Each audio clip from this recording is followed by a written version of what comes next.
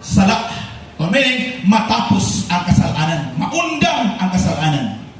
And then, number 2, yun to make an end of sin. Para nga mahunong na.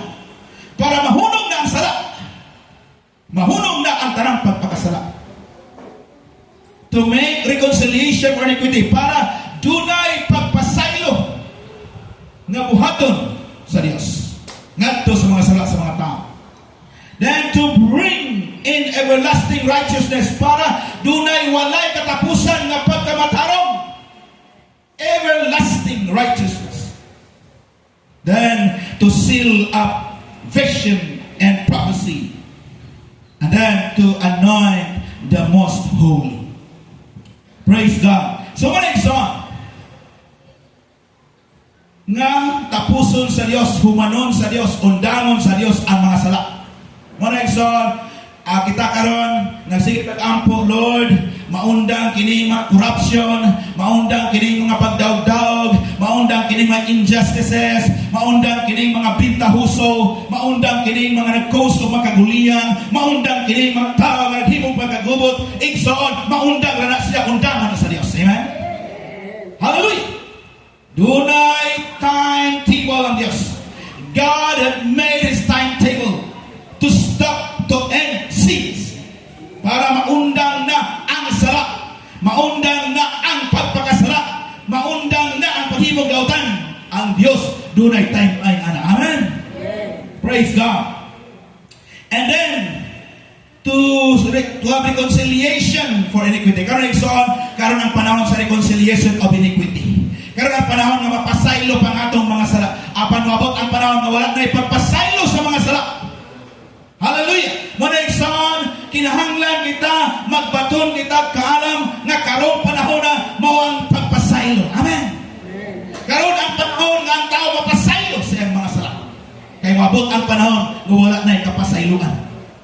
490 years. Hindi na kabantay mo, ingon ni Jesus. Kasi ingon ni Jesus. Ingon ni Jesus, pag muna'y makasala ni mo, pasayloa siya 70 times 7. Kabantay mo? Ingon ni Jesus, pag muna'y makasala ni mo, pasayloa siya 70 times 7, meaning 490 times. Sa Bible igsoon, ingon ana ang Ginoo, mo pasaylo siya 490 years. Pag human ng 490 years, wala na ikapasayloan. Kapugot na ang iyang ipupo. Munang karon ang panahon sa pagpasaylo. Amen? Karon ang panahon sa pagpasaylo. Amen? Munang muhimotag pagpasaylo. Munang muhimotag mga pagsangyaw. Anang tao mapasaylo sa ilang mga sala. Para ang mga tao mahibalik nato sa Dios. Kay pangandoy sa Dios. Nga magkatawhan mahibalik nato sa Dios. O kung niya makaangkon sa grasya sa Dios. Makaangkon sa kaluoy sa Dios. Makaangkon sa kaluwasan. To have reconciliation of iniquity. And then to bring in everlasting righteousness. To bring in everlasting righteousness. Ikson, paghuman sa unya sa katapusan nga may tabot sa kalibutan, ang Dios magstabilisar siya o gingharian pagkamatarong sa tibok kalibutan. Amen? Maundang ang sala, wala na ipagpakasala, mupuli ang pagkamatarong. Amen? Everlasting righteousness. To bring in everlasting righteousness. Muna ikson, nga dilita magkabalaka, dunay timetable ang Dios nga mustablisar siya o gingharian sa tibok kalibutan nga pagkamatarong. Amen? Everlasting righteousness. To seal up vision and prophecy. Meaning, mahitabo ang tanan nga gi-prophesy sa Dios. Ang tanan nga gipanagna sa Dios. Ang tanan nga gisulti sa mga propeta, mahitabo kayo. Amen? Praise God. And then, to anoint the most holy. Humanaman anoint si Jesus. Yung basa niya sa Luke chapter 4, verse 18. In Luke chapter 4, verse 18, ingon ni Jesus, the Spirit of the Lord is upon me, because He has anointed me to preach the gospel to the poor.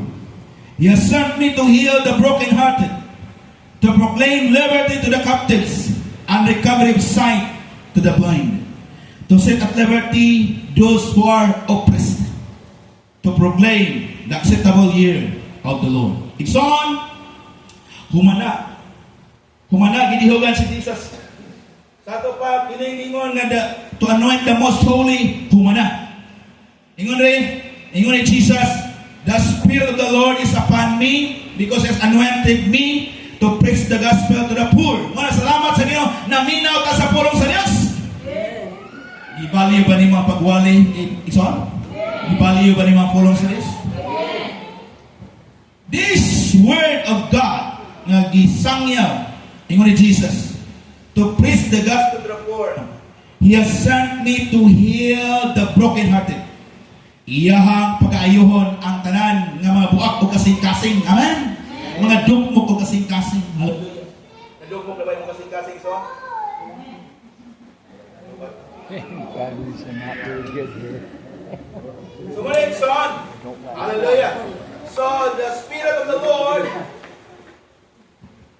Wala din ang charge na. So, yung the Spirit of the Lord is upon me because He has anointed me to preach the gospel to the poor.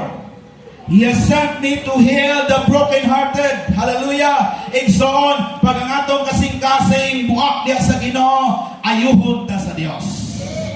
Siguro, ang atong kasing-kasing igsoon na brokenhearted ta sa mga sitwasyon sa atong kinabuhi or sa atong mga nangaging nga mga kapanahonan nga atong nagyan nga mga experience ni Maya igsoon. But God will heal our brokenhearted. God will heal your brokenhearted. Hallelujah. Then you're going to heal the blind or to let the blind see para ang mga buta makakita. O kung niya yung pag-ibig Jesus, to set the captives free para malingkawas ang tanang binihag. Hallelujah! Daghang mga tao karon gibihag sa yawa. Kabalo ba mo giyon sa pagbihag sa yawa? Gibihag sa pagpakasala. Kabalo ba mo giyon sa yawa igsoon? Kaniadto giyon sa mga sayawa. Gibihag ta kaniadto sa mga bisyo. Kailayan, amen?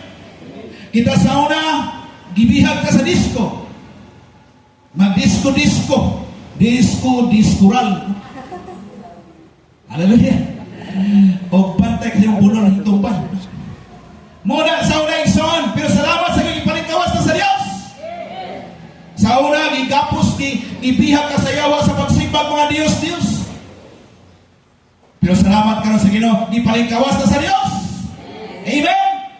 Sa una, gibihag ka sa yawa diya sa mga sugal. Hallelujah. Kinsa may naka-experience anang sugal igsoon? Hallelujah. Magsugal, unya sa diyan magsige og sugal. Naulot ang kwarta sa sugal, way palit bugas. Need to pray over those batteries, huh? Moingon ang asawa asa man imong kwarta.